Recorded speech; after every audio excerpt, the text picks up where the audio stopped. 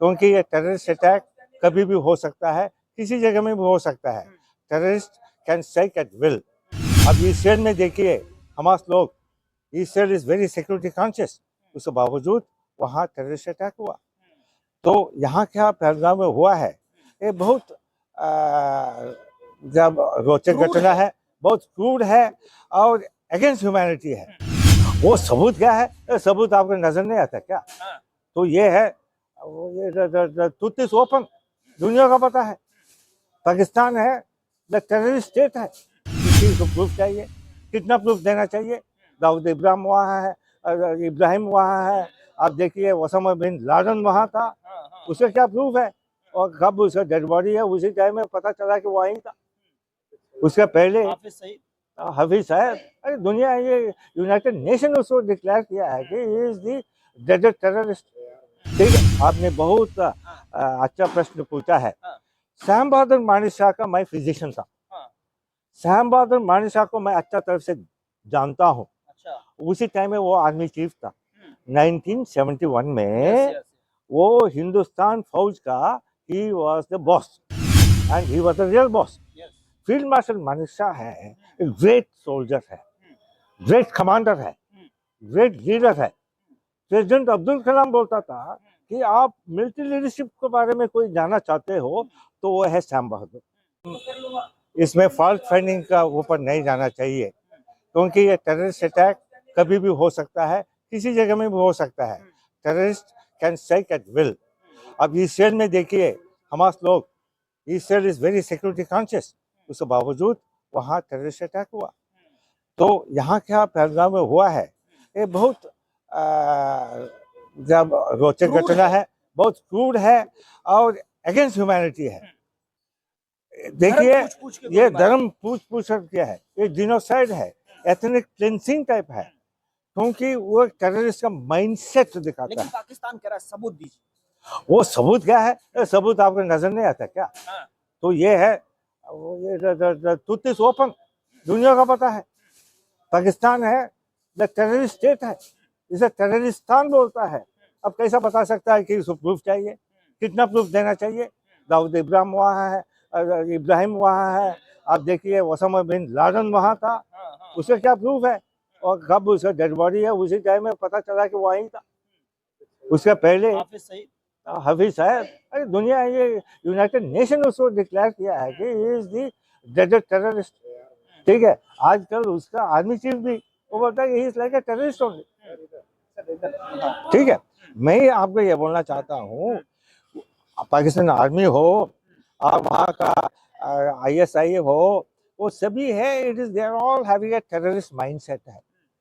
उसका कोई ह्यूमैनिटी नहीं है और they are not true soldiers.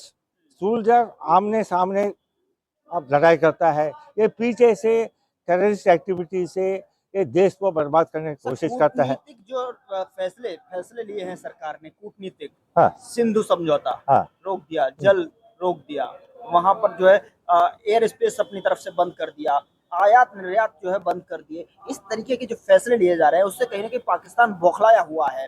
वो लगातार ये कह रहा है कि कभी भी जो है अब इंडिया आर्मी लगातार सैन्य जो है हमला कर सकती है। देखिए, हमारा अप्रोच ऐसा ही होना चाहिए और इस सिचुएशन में हमने क्या अप्रोच लिया है वो सबसे बढ़िया है। और approach has to be deterrence, deterrence in every sense. It should be politically, financially and also militarily. और क्या मोदी गवर्नमेंट ने लिया है वो सही रास्ता है, क्योंकि you have to address the enemy properly, hit hard, hit fast और मिट्टी में मिलाना चाहिए।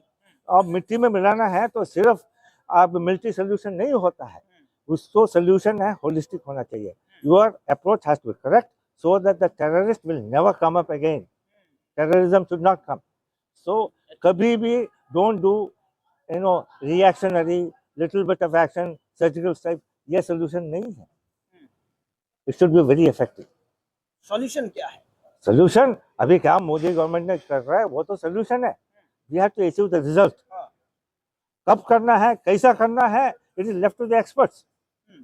It should be, but outcome has to be 100%. Cabinet बैठक होती है और सारी सेनाओं को जल और थल और आर्मी सबको फ्री हैंड दे दिया जाता है। 100%।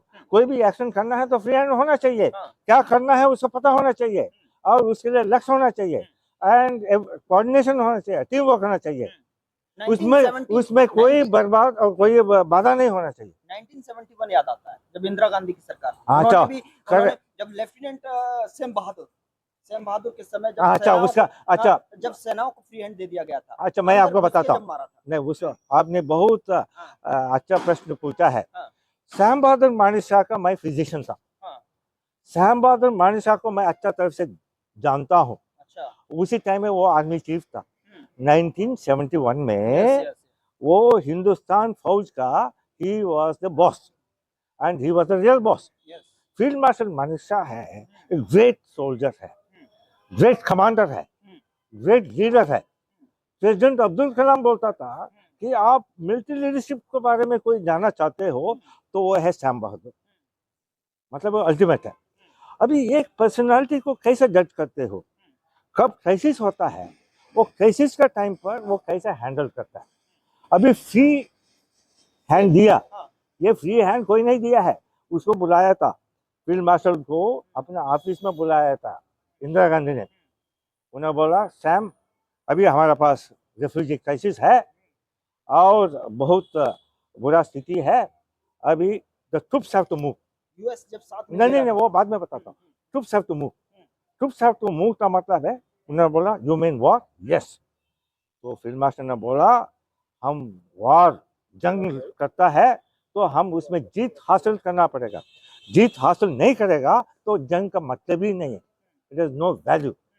सो he told Mrs Gandhi the prime minister I will decide the timing of the war.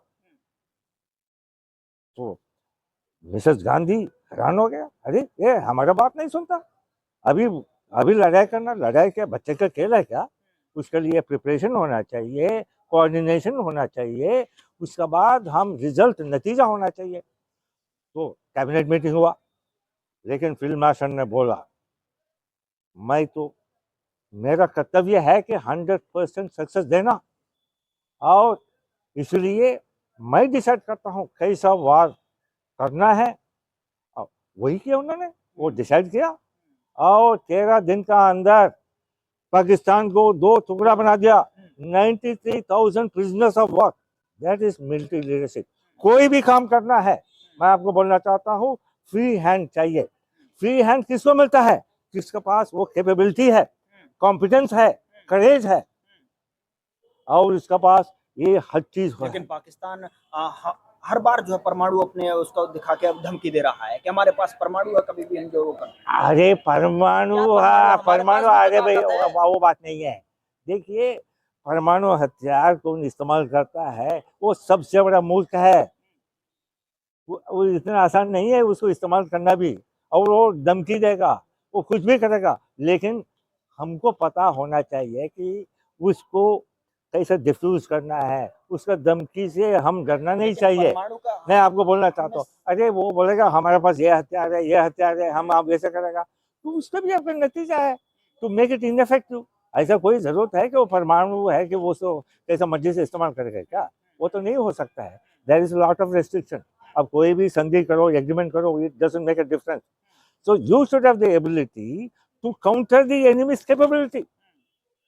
उसके बाद परमाणु हथियार है तो डरना नहीं है। You should have the mechanism to adjust. सफल तो हम ही हुए हैं ना 1988 नहीं देखिए अभी ये परीक्षण नहीं हुआ है। परीक्षण क्या होता है, वो बोलता है हमारे पास हथियार है, वो धमकी देगा, हमारे पास भी परमाणु है, हथियार है, हमकी धमकी देगा, वो सोल्यूशन नहीं होता। सोल्यूशन है it has to be addressed in a more deeper level. वो धमकी हमेशा बोलेगा हमारे पास ये हथियार है, मतलब है हमारा, हम क्या बोलेगा तुम सुनना पड़ेगा, ऐसा नहीं होता राजनीति।